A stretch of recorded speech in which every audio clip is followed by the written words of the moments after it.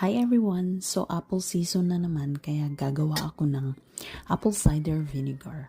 So para sa mga nagtatanong ng recipe, ginawa ko tong video para sa inyo.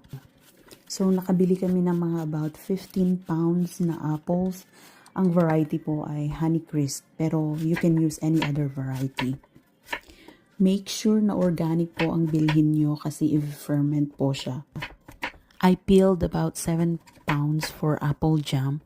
Huwag niyong itatapon yung mga cores at mga pinagbalatan dahil yun ang gagamitin sa paggawa ng apple cider vinegar. Pwedeng-pwede pong gamitin yung buong apples. Basta po, hiwain nyo na lang po siya ng maliliit para magkasya sa jar.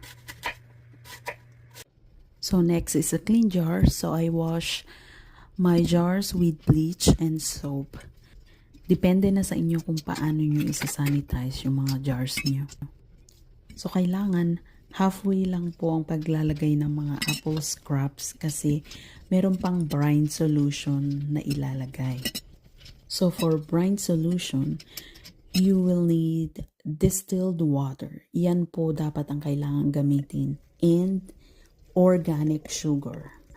So, in every 1 cup of water, you need to put 1 tablespoon of sugar. And after that, haluin at saka takpan po siya. Gumamit ako dito ng cheesecloth para hindi siya mapasok ng mga insekto. So every 2 days, you need to mix para hindi mag-mold yung ibabaw, lalo na yung apples na hindi nakalubog sa brine. Ito yung tinatawag na first fermentation and it takes about 7 to 14 days. Yung storage naman, kailangan dark at saka room temperature yung paglagyan nyo. Dito ko lang siya nilagay at dahil hindi masyadong madilim, tinakpan ko lang siya ng towel. So, part 1 pa lang po ito ng paggawa ng apple cider vinegar.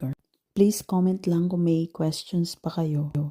Ito yung apple cider vinegar na ginawa ko last year around November. Thank you so much for watching!